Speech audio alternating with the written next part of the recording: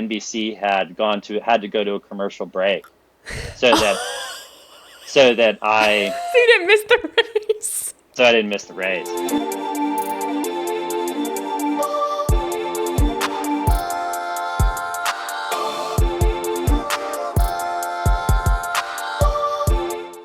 What's up, everybody, and welcome back to another episode of Unfiltered Waters. Today, we have 7-time Olympic medalists, 5 of them gold, 3-time Olympian from 2000, 2004, and 2008, and still, after 15 years, the world record holder in the 200-meter backstroke.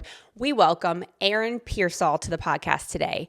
And I have to say, the timing of airing this episode is pretty perfect. I just got back from a mission trip in Tijuana, Mexico, where we built a house for a family. And I mean, millions of lessons that came from this trip. But I think the number one takeaway and thing that I'm most impressed with this family is their ability to stay present in the middle of hardship, to stay present when they don't know where their next meal is going to come from, how they're going to get electricity, all of these crazy things that we all take for granted.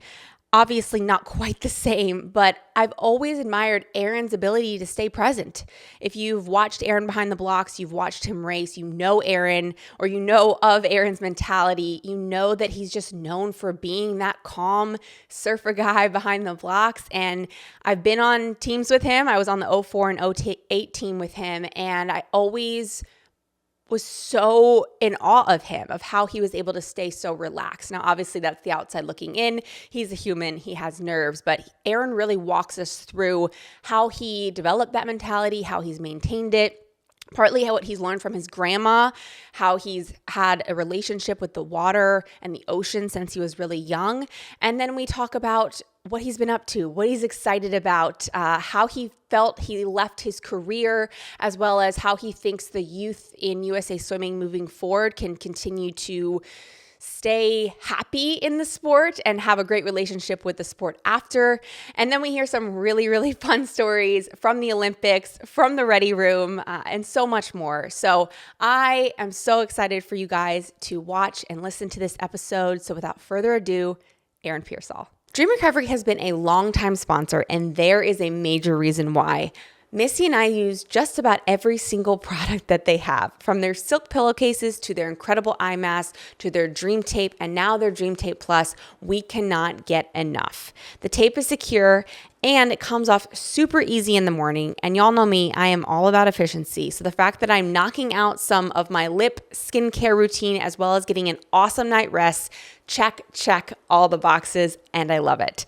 The benefits of mouth taping are really extensive, and since using it in the last year, I have fallen asleep faster, increased my REM sleep, aka the ability to recover well, and found myself waking up just so much more well rested. If you're nervous, I get it. They have their Dream Strips, which is just a smaller one, but just as effective to allow you to experience the incredible benefits. So in this busy world, why would you not take such an easy step to optimize your life? So we've got a special code for you. It's code UNFILTERED to give you 30% off your first order or 50% off your first subscription of Dream Tape or Dream Tape Plus. Sleep well. Aaron Peirsol, welcome to Unfiltered Waters. We are so psyched to have you. It's an honor to be here. I've been looking forward to this for some time. We have to. Much so. I have to ask, where are you coming to us from? Like state as well as location? The island of Oahu, and I'm on my boat. This is my boat. We're so excited to hear about the boat. This is my my little home apartment condo, so to speak. My floating little adventure little thing. So I feel like how I'm picturing it in my head is probably nothing like what it actually looks, but I can attest to that because you asked Lydia Jacoby what a boat captain did. So I can imagine that your version of what this is probably very different than the reality of it. Like I'm imagining like an actual like square apartment like floating in the middle of the ocean. Like that's really what I feel like it looks like. I know I'm wrong, but I'll get pictures after. It's like a houseboat or something like that. Yeah. Something you'd see moored out on the water or like in a river or something like that. I have a sailboat. So it's a monohull, one hull, and a very comfortable, kind of very fun, pretty thing. Very pretty. Very pretty. I'm not going to walk you around it, so to speak. I could. That would the point be of the show, great. I'm sure, but yeah, give you a tour, Well, MTV Cribs. I was going to say. Yeah, the cribs. Yeah. Unfiltered Waters tour. edition. How long have you been in Hawaii for? Over 3 years. Okay. About 3.5 years, something like that. And do you still have your place in Costa Rica? We do. Yes, I do. Amazing. Yeah, lovely little place. I'm overdue for a trip there. Yes, that place, fantastic. Yeah, Well, a lot of memories in that little spot. both of those places, just when I think of you, I just see you thriving in those situations and in those places. But I think what Katie and I really wanted to start our conversation with is just selfishly, but also for our audience, like just hearing about what you have been up to, because I think we're just fascinated by your love for water and for nature. And we just feel like that has guided so many of your decisions and where you've been in your life. And you just have this like calling to it, that it's just always going to be a huge part of you and where you are. So what led you to Hawaii? What led you to do the house in Costa Rica? Why a boat? Like, just kind of give us what led to all of these decisions for you with where you're at right now. Yeah, you're pretty right. That kind of foundational point of it has guided a lot of my decisions. Yeah, basically to be around the water. I lived in Austin, Texas during college for about 10 years and post with my professional career, and I had grown up near the Pacific, and so when I was done with my career, it was this kind of it's kind of like, I love Austin, but it was this big rattling thing of I'm almost forgetting what it is that I came from, so to speak, and I'm very landlocked in the middle of Texas, and so I kind of made the choice, that uprooted myself from a wonderful life that I had in Austin at the time. This was, over a decade ago now, and went back to the ocean, so to speak. And so since then, it's been that for me was kind of the let's put it, just my lifestyle, as it were. It was something I grew up doing. It's kind of where, for me, swimming began, so to speak. It was swimming kind of by its nature for me in the pool competitively, like we did, happened for me out of that foundational element.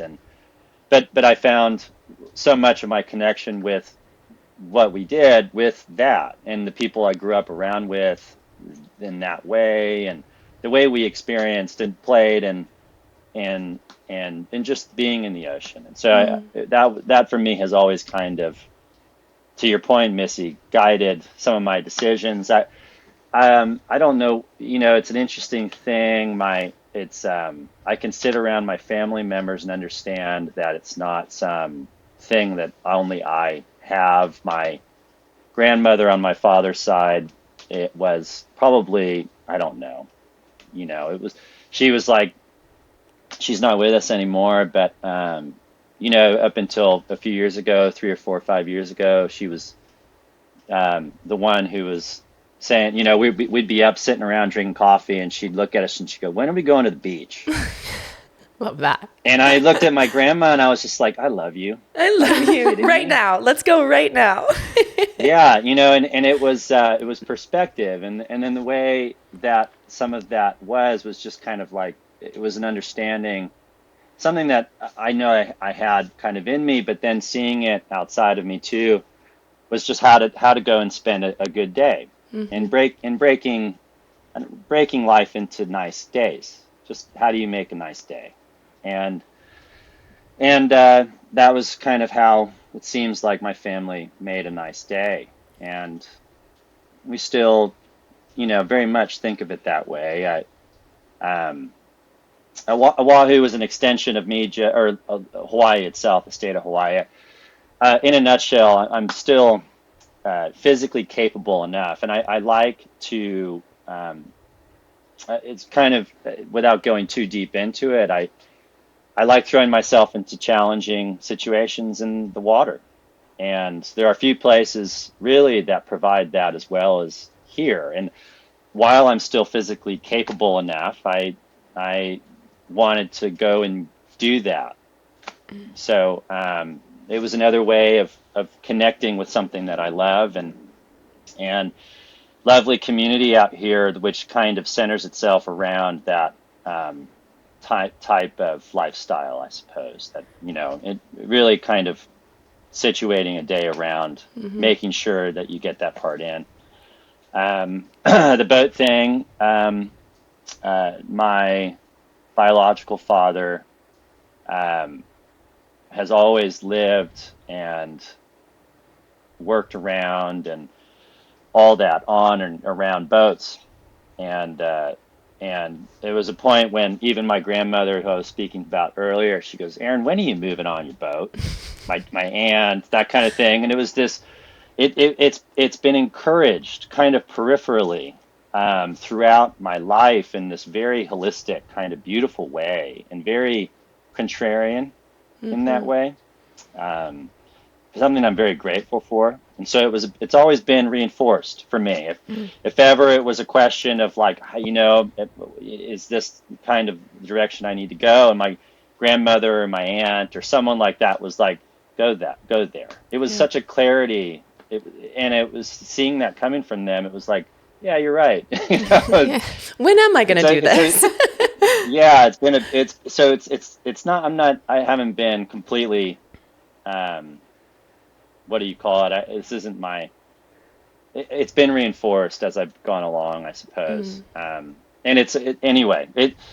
I love the mountains. I love land. I love all that. But I can't leave. I've learned about myself. I simply really can't leave an ocean. Can we go back to better or the worse. challenging? You said that you have had challenging situations in the water. Is that meaning like you were surfing? Like, tell me about challenging situations, because that's scary to me. Oh yeah, no, I know, and I don't want to be. So growing up, one of the things that I really connected with when I was very young, for what it's worth, we grew up in a youth program in Southern California called Junior Lifeguards, and people who grew up, and it's kind of around the country as well. It's on the East Coast. It's in the Texas coast, the Gulf Coast. But something that I loved about it growing up in it was kind of like developing a relationship with the ocean at a very young age around people who were very good in it, but kind of also developing the relationships that we had around that environment. But so much of what it was like we challenged ourselves. And so like at first, small waves were big waves for us, and then that eventually it kind of got more. But what it was just moving water, and it was very akin to it's just at a certain point it's challenging enough because it requires some presence, and if you're not fully kind of immersed in the moment in certain situations, you're held accountable, so to speak. It forces you to be. It requests you to be present, and until it requires you to be present, and it's a connection with nature in so many ways, and it's a beautiful thing. It's and then you get around people who understand that too, and it's a way to connect, a beautiful way to connect through something other than yourselves, so to speak, and it can be just we've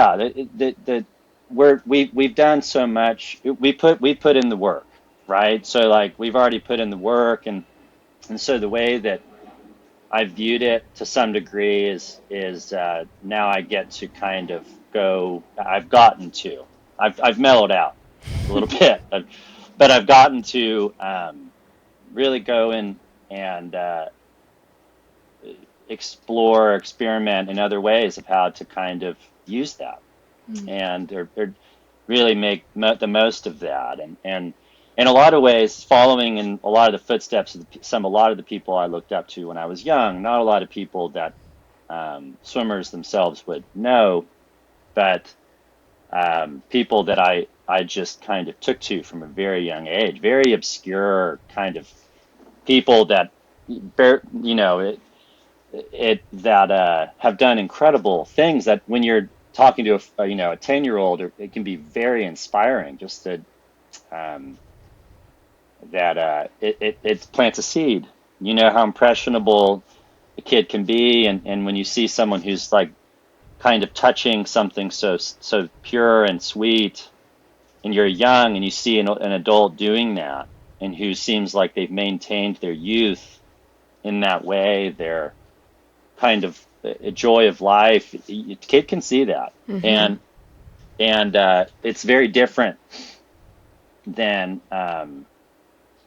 yeah. You've got to kind of be touching something that's it's just that is itself kind of, I guess, in that way just pure. What were you hit with in terms of the number one gap? Because I know you were around a lot of junior teams, you met with a lot of kids. What sticks out the most? Um,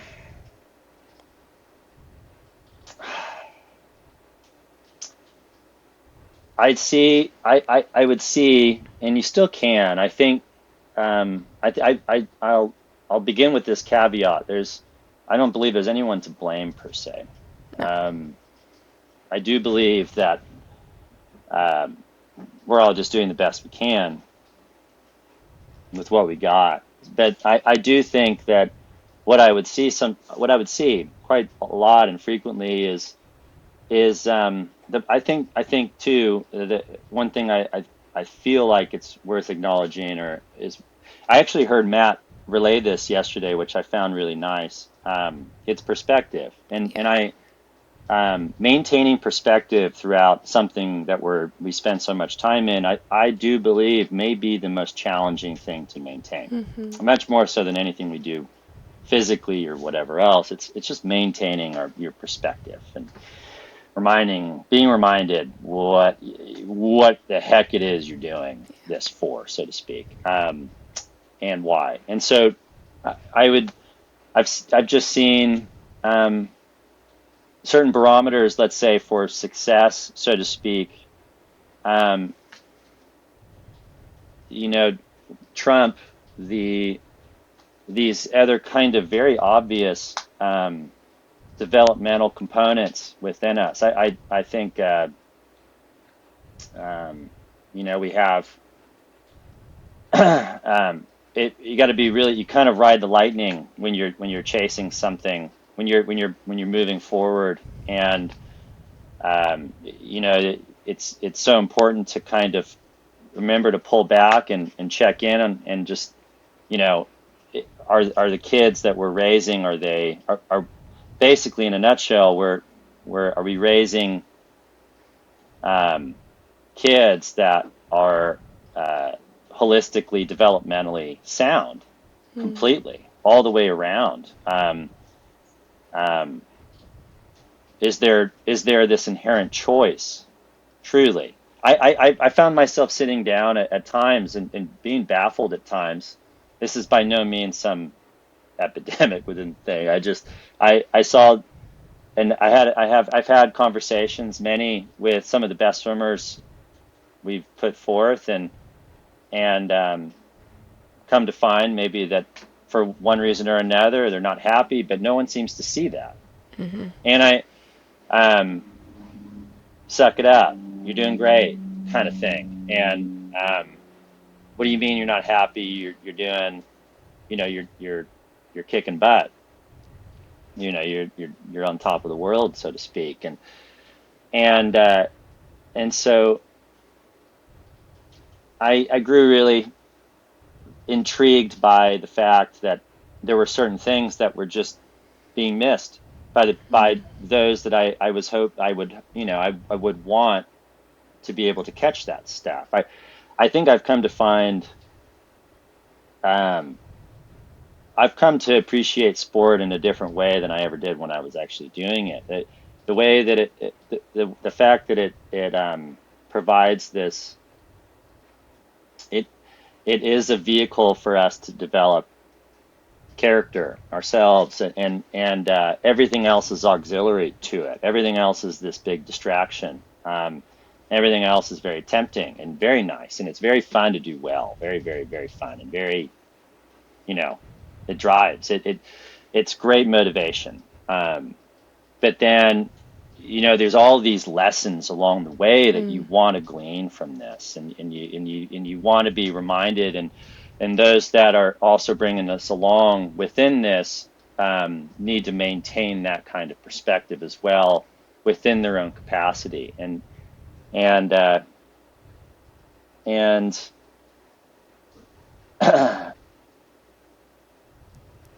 I've come to view sport as this beautiful vehicle for us growing ourselves, and the things that we still learn from this day. I mean, you're I would imagine you guys are both, you have this podcast, and um, you guys are exploring these kinds of flights of fancy, right? And but through the lens of through what we've done, and it's this trove of experience that is so powerful, and because it's so meaningful to us. We draw so much meaning. We mean so much to us, and and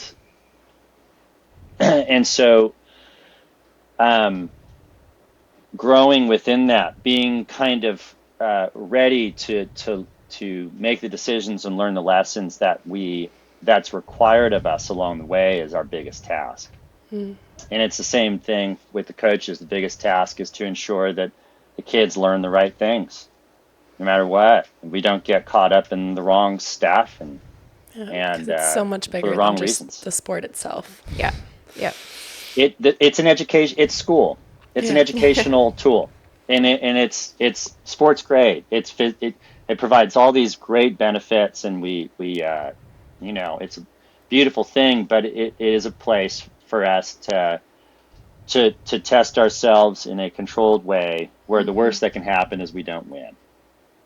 It's like it's not quite real life yet, but it feels like it might as well feel like that at the time, and then the biggest thing to maintain is realizing, like, it's just swimming, and and but it's, you tell a kid Yeah, that, so I to know. speak. Tell anyone that. It's so, Tell coaches that, or whatever you want to say, yeah, and because it's their whole world. So it can be hard to, it does feel like not winning does feel like the worst thing that could ever happen to you.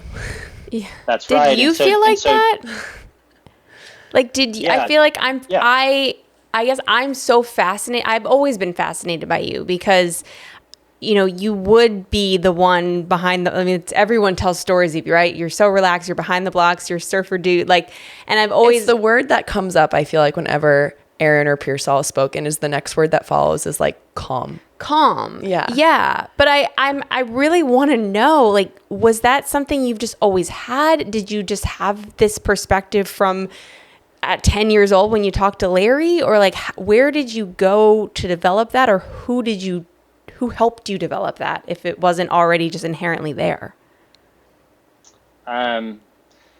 Goodness. What I'll say, well, okay, so yeah, I like hearing you guys. I feel like I've been speaking quite a bit. I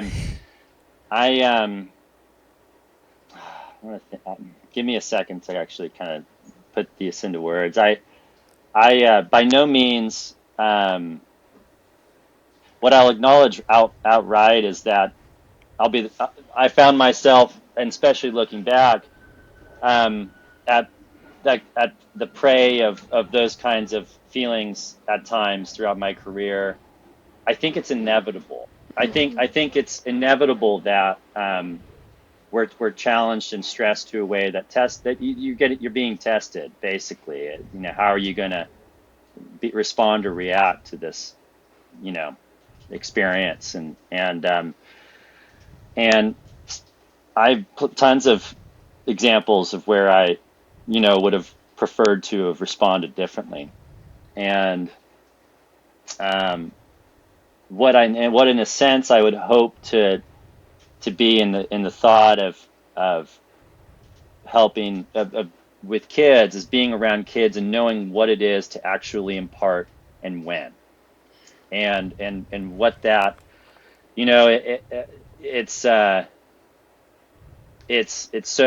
you're checking a kid's ego all the time, especially when we're good, and checking your own ego, and trying to not take yourself too seriously, not take what you're doing too seriously, and all of that is it becomes more and more and more challenging the longer you're in something, and the more you've been doing this. Basically, it requires a different kind of self-awareness and humility. And okay, but for me, yeah, I was always kind of sure calm. But I also was able to exhibit that. Let's say there were times when, I'll tell you right now, I was freaking out, and it's so funny because I can speak to so many, but Grievers was I heard him speaking yesterday about him being on the national team with me in this one particular meet, and in the games, and the race that he and I shared together, this 100 back, was probably one of the most freaked out I've ever been. So for Really? what it's yeah, for Wow. what it's worth, and it's maintaining composure, getting out of your own way. By then I'm already 25-year-old. I've been through this. This is my third games, right? You think you'd have it figured out, and that is not how it works. It's not how this works. Unfortunately. Like, yeah, you want it to be, but it's much more nuanced than that. And my our assistant coach, Chris Cubic, you Love both know, Chris. um, who he sees me the next day because he was on the team. He sees me the day of the race. Finals was in the morning, as you both Yep. remember. Yeah. And so we're not used to that. And so he sees me. He goes, "You look like crap." Sounds like Chris. Yeah. And I looked at him, and I had slept a wink. I was like, I'm a mess. I'm a total mess. And I hadn't slept, and I was just, you don't sleep, and all of a sudden you're on edge, and Oh, you yeah. got like, you're just kind of like not right. And I got to swim an Olympic final in like 2 hours, and I'm like, this feels gross. And so like I had to like get out of my way, and I figure you figure out ways to you should do the best you can.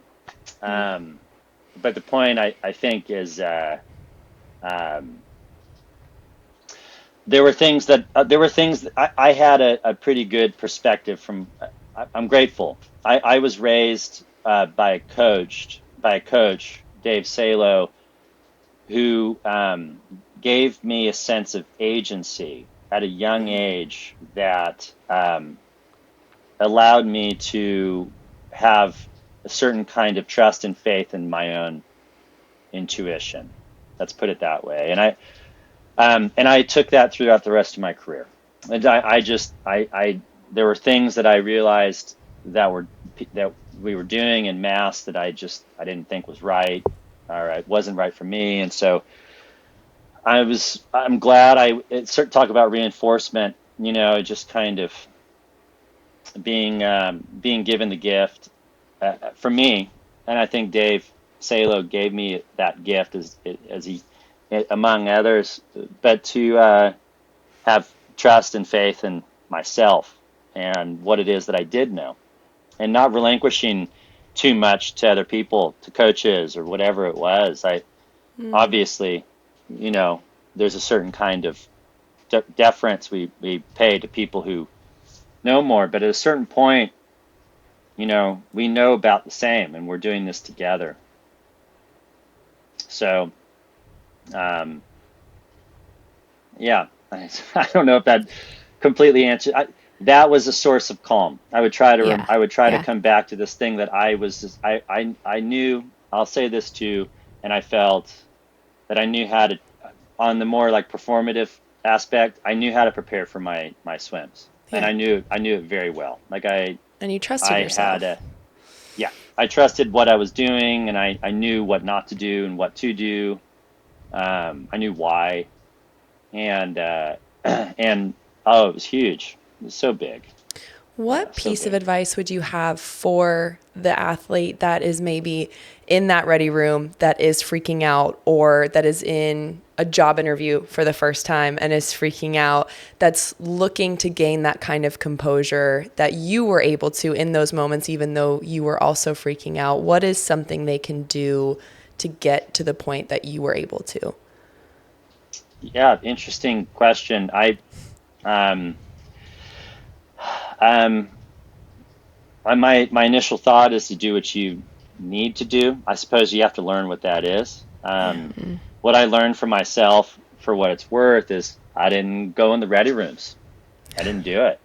I looked at those things and I was like, that looks like that's not where you want to be for a race. Wait, some people what do you mean you didn't go in the ready room?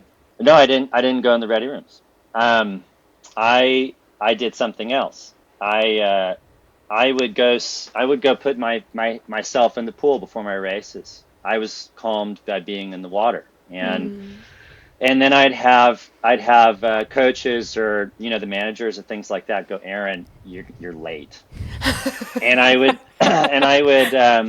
look at them and I go like, I still have time, and I learned to kind of I took a certain kind of control over certain situations like that, where I kind of was, I became better at telling people to back off. Like, good. I'm glad thank you for looking out for me. Thank you for looking out for me. But I'm going to do what I'm doing right now. Yeah. And I did what I needed to do.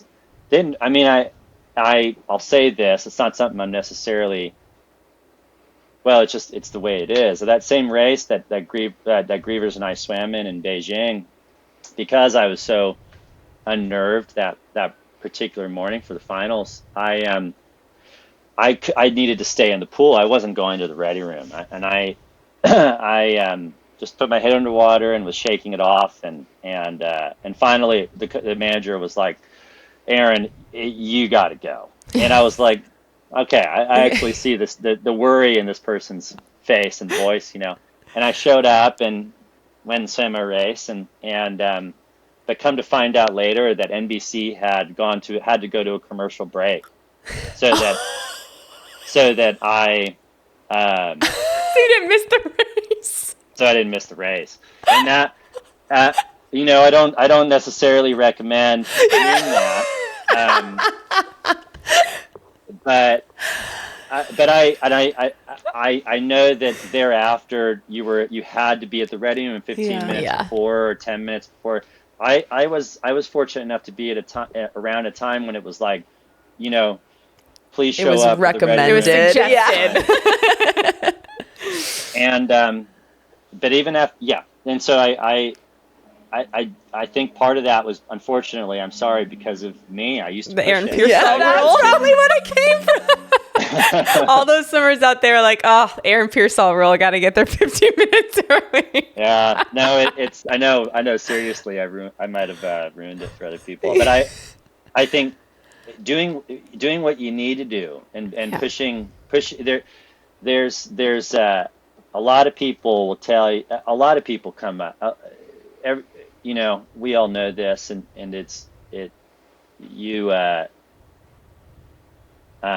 will tell you what's going on, or what needs to be done, or the way things should be done, so to speak. And if you can maintain a certain inner compass for certain things, it helps. It just helps. there are the other things about that with that's a bit of a less that's one of the best important lessons I think I gleaned from the sport. For what it's worth, actually, I really sincerely believe that is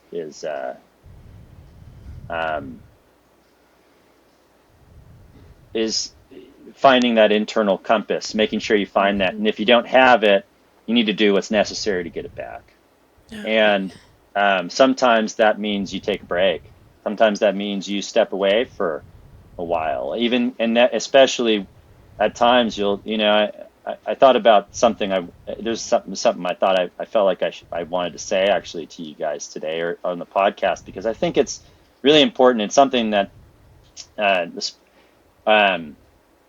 sports in general, but swimming for us will push against, is that it's there's a difference between taking breaks and moving on from something, and the only way to know the difference is to have actually taken a break, and to taking breaks. And I came to find that I took two large breaks in my career. Granted, I was older, so to speak. I was a professional athlete. One when I was both post-Olympic years, about 4 to 5 to 6 months, where I didn't touch the water. And both of the years, both my best years, so to speak, were the years following those years. And both times I was told I was going to fall behind. And then I was told, well, Aaron, it's just because you can get away with it, And I thought, and I want to advocate for this, because I think it speaks to more than just some performative aspect of this. I think, going back to this initial kind of part of our conversation that we were having, I think it's important, for no matter what it is that we're doing, for us to take a certain kind of break from the things that we're doing in order to understand how to proceed once we come back. And maybe you can say it's especially with the things that we love the most. I think stepping away at the right time, granted, in the right way, provides a certain, and and the thing is when to come back. And the other beautiful thing is if you don't want to come back, then you don't. And that's the difference. And life's short, in a sense, and it's really important to have a clear understanding of why you're doing something that you're putting so much time into. And for us, swimming, man, it's a lot of time, it's a lot of energy. It's like you better like this, you better be making sure you're doing this for the right reasons. And sometimes the only way to really get in touch with that is to step away for a while. And then when I came back, the perspective was so fresh, and it was so glaringly obvious, because I'd been looking around at times on the pool deck, realizing most people I was swimming with needed a break, and they just didn't know it. And that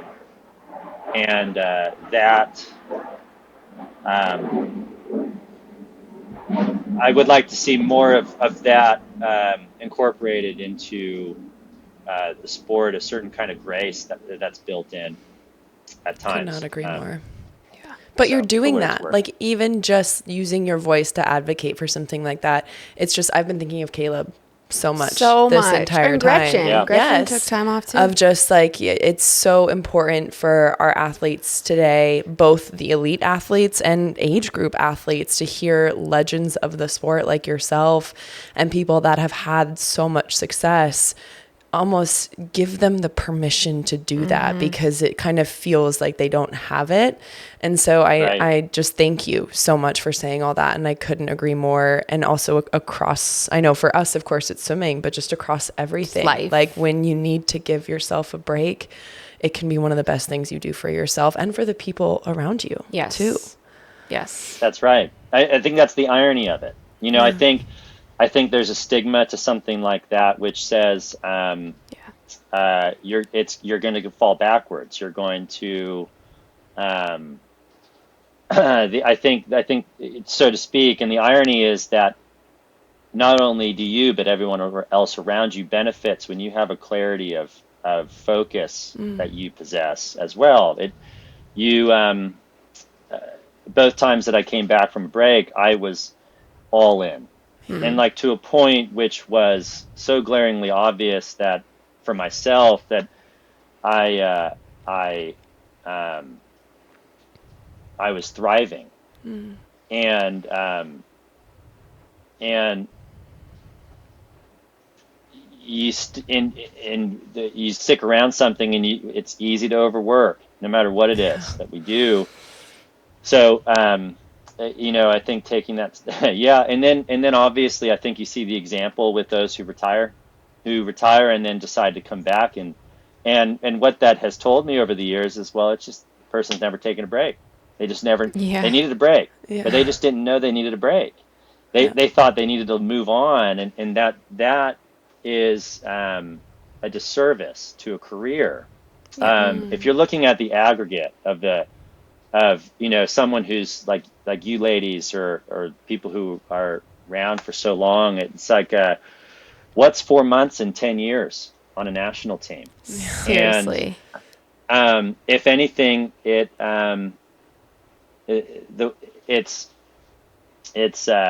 so in that sense, you're also learning, to your point, Missy, to have that inner voice, which is so critical. So critical. For everything.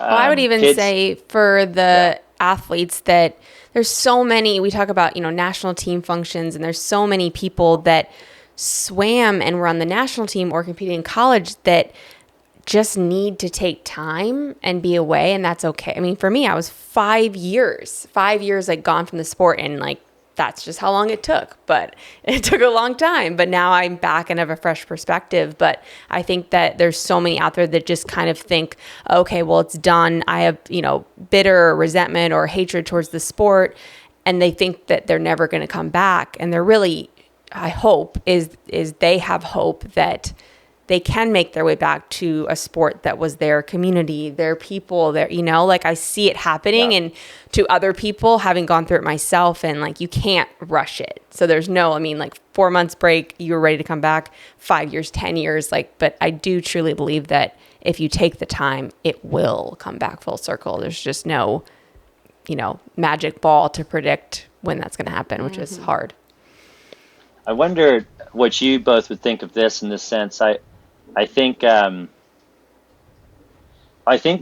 your point, Katie, right? Something that has, I think a lot of us who've been done just find fascinating. There's a lot of those, and it's not just this. Again, this isn't unique to just swimming. No, this is just sport in general, right? Or anything you spend so much time in. The amount of time required by so many of us to step away wholly for an inordinate amount of time. The need for that, and I know plenty of people who swam, from the late '80s and early '90s or something like that. Took them decades to get back in the water. They're just like, I have no desire, and that to me speaks to a deeper, it's glean whatever you want from that, but it's worth paying attention to. It's worth having that conversation, right? And it's just like I think it might be a very nuanced thing, but to your point, Katie, I do believe part of that that need to pull back is it's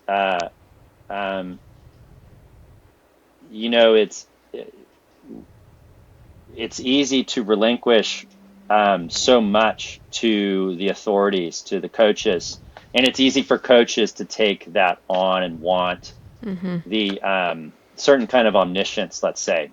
I mean, coaches certainly, there's a lot of give and take, and the extreme is like the my way or the highway kind of coach. And a coach's biggest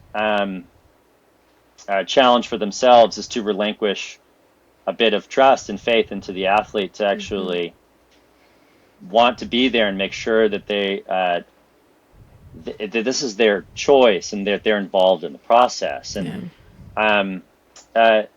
as athletes, especially starting very young, sometimes we relinquish more than we know, and that and in order to really get that back, you need space, and you need time, and you kind of need to build that up. The thing I'm interested in, one of the things I'm interested in this realm is giving it to them while they're in that space, while they're already in the sport. Giving kids that sense of self-efficacy and agency at a young age, and the irony of that, I do believe, is that the performance will improve, and it's this when kids are fully understanding of what it is and why it is they're doing something, and the answers, one of the questions we used to ask, like Jack Roach and I used to sit around and kind of like try and piece together how to try to speak about this, or what, how to approach a team, or whatever, and we would just, it became like something for us of a intellectual exercise, and but a simple question of asking like younger kids, like, hey, why do you do this? And the answer is typically, this is such a trite little simple question, but it's very pointed, and the answers rarely are very satisfying. Yeah. And it's a very silly kind of simple question, but you take it all the way up to something like the national team, and you ask why you're doing this and kind of thing. And the thing is the answer, when you're doing it right, requires a certain kind of like introspection, and you really kind of have to think about, like, am I doing this because I love to compete? Is that really what it is, or because it's all I've, the pretty common answer is like, well, it's all I've ever done, or, it's, You're like, oh, my parents put me in it, or something like that, especially, for kids, and it's like, at some point you tell the kids, like, okay, you gotta, this is yours now, kind of thing. And what that means is a certain kind of sense of ownership and standing up for yourself within this, and engaging in this now. You have to ask questions. You got to learn. You got to challenge the people around you with questions, and the coaches have to be willing to be challenged. And that in a healthy environment, that's a part of it, right? So I think you could go out to people on this. The percentage of people, if you walked around wherever you are right now, that would not be able to answer that question, I would guess would be 75%. Like, and myself included, like for a long time, myself included, it's a simple, silly question, but it's not. If you loaded answer. Yeah, you're like, oh man, you like ruined someone's day over that question. No, I know it's like, it's not to make it, and that's just it. It's like, because really at the end of the day, you want to have fun. And the point is to be playing and having fun. At some point along the way, anything we start to do for a long time, it starts to kind of blend into something that's taken quite seriously. And then you have to kind of check back in, like, again, like, what am I doing?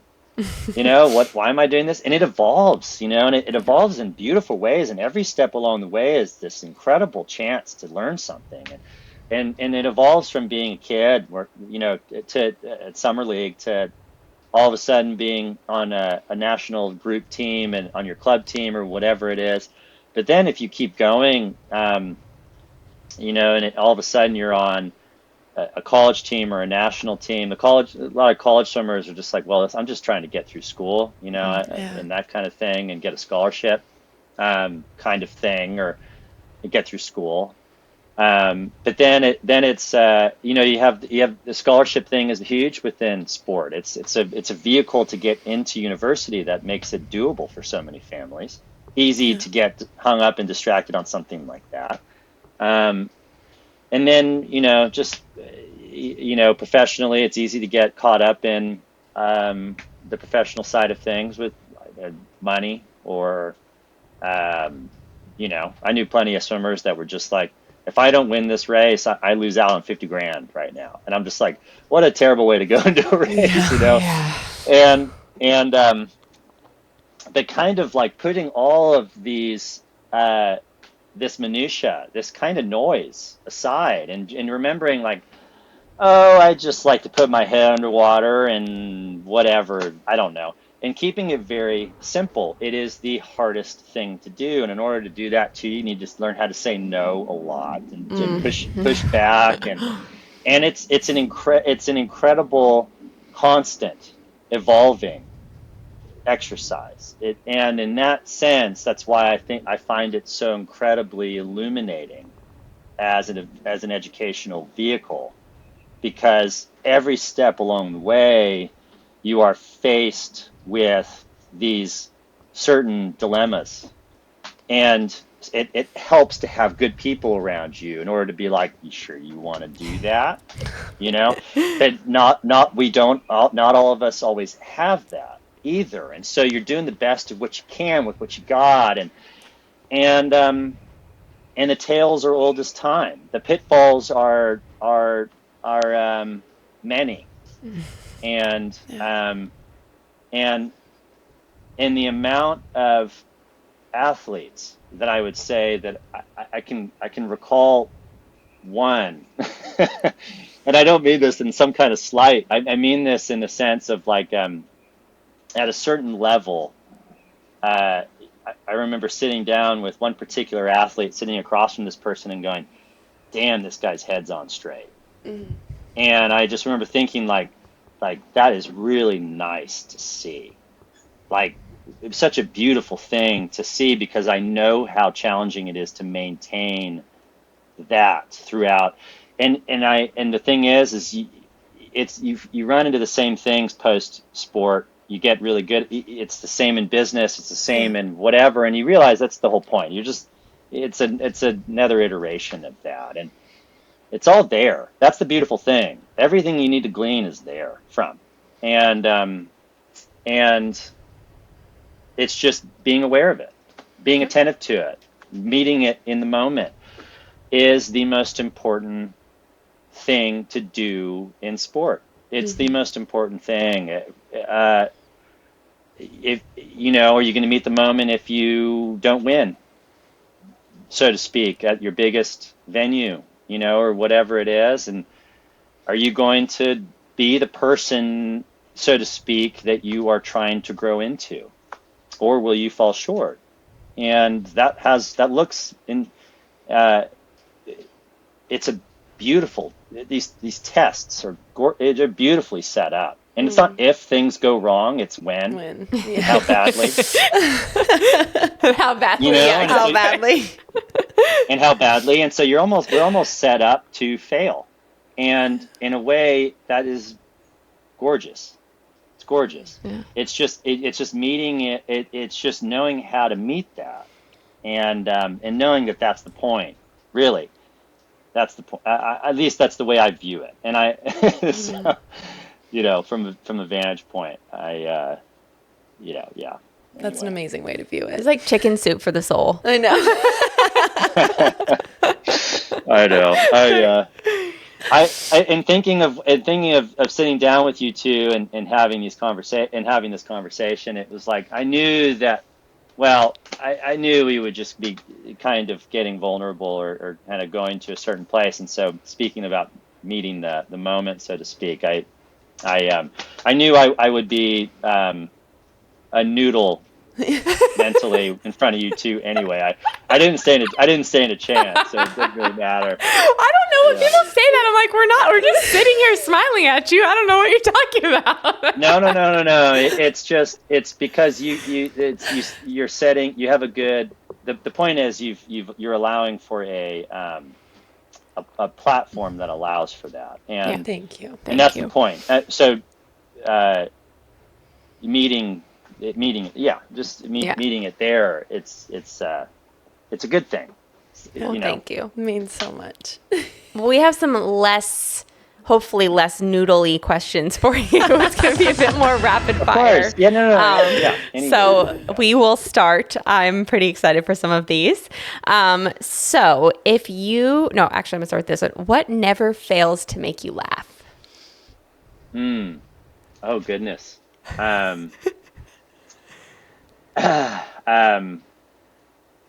I want to say absurdity. Some kind of like dark humor. Love that. Yeah. All right. If you had to play another sport, what would it be? Oh, Nothing. It water can't be polo. anything. No, it can't be anything water. yeah. Because I knew you were going to answer something with water. No water involved. Water polo was like another big sport when I was young. Yeah. I'll say tennis. Okay. Oh, love that. Yeah.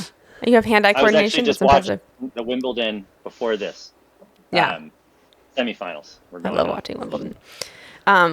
Where do you prefer to go on a first date? Oh, a hole in the wall. Oh, good answer. Great answer. I feel like he's got to. You have to know the best hole in the wall for spots. sure. Like I bet in Austin, Hawaii, Costa Rica, you probably have a whole lineup of all of them. Hole, yeah. Holes in the wall. They're good. Those are the best. All right. What is your favorite thing to do in your free time? Oh goodness. Be outside. Yeah. Mm-hmm. Hiking or in the ocean. That's it. Something like that. Simple life. Just be Simple life. outside. Yeah. Larry. So you and Jack Roach built a boat during COVID, if people didn't know this. Is this your greatest DIY accomplishment, or have there been others? Oh, cool. Good one. That it is one that I'm very it's a beautiful memory that I have. I'm not going to say it's my best DIY. But it's up there. I was pretty proud of it. What's your best? Gosh, I don't even know. Oh gosh, without getting my best DIY accomplishment, I've gotten better with my hands in general. That was one thing I actually kind of wanted to do post swimming in a very tactile way. A lot of my family are builders or were carpenters and contractors. My mother's side, and then my father himself is incredible with his hands, and so I saw this simple beauty in that. I didn't really have that, so in a sense, giving myself the time to do that, to learn that. If I want to call that like a DIY accomplishment, I kind of did that on my own. Wow. Good for you. You know, like I developed this painfully from zero over years, and anyway, to a degree. So I enjoy that kind of stuff. I do. That's amazing. All right. Last one for me is, what is something that most people do not know about you that would surprise them? Oh, goodness. Oh, is there anything? Like, do people know everything? I mean, right? You've been in the public eye for so long. know. I don't have like a ton of, what secrets, right? Or what little things do I even have that would surprise me or surprise people? Oh, gosh, you might stump me here. I'm trying to think.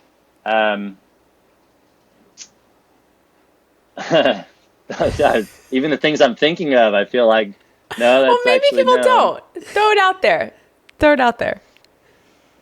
Well, no. I mean, what do I do?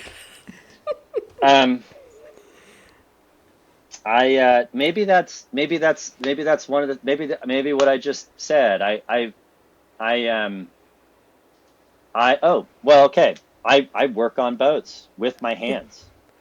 Yeah. I work on boat, like I literally, like that is, I've been in the trade of working on boats with my hands for years now, and I consider it basically like kind of a bit of a family trade. It's very inglorious, but beautifully just suited to what it is I like to do during the day. So that's maybe that's one thing. Yeah, it's perfect. That's perfect. All right. Well, as a listener of our podcast now, you know that we ask all of our guests our final 3 questions. So the first one is, what is a moment or memory outside the sport of swimming that's brought you the most amount of joy? Oh, goodness. It's funny. I don't know that I'm totally prepared for these, but I will say, um, Haley, my sister, Yes. who you both know, had a little boy last year, Oh my and gosh. and named him Waldo. Funkle Waldo. Aaron. I have a nephew named Waldo, and anyway, I love that. I I love absolutely love that. that. And yeah, I think that just seeing Haley doing in the middle of that is bringing me as much joy as I think I've had Oh my outside of gosh. this. Yeah. Yeah, That's amazing. Please congratulate her for us. That is so yeah. wonderful. Kids make the world go round. They Yeah. do. Right. Yeah. So it's a beautiful thing. So anyway, yeah, that's fun. That's So fun. sweet. All right, next question. What is a moment within the sport of swimming or your career that brings you the most amount of joy when you look back? I watched.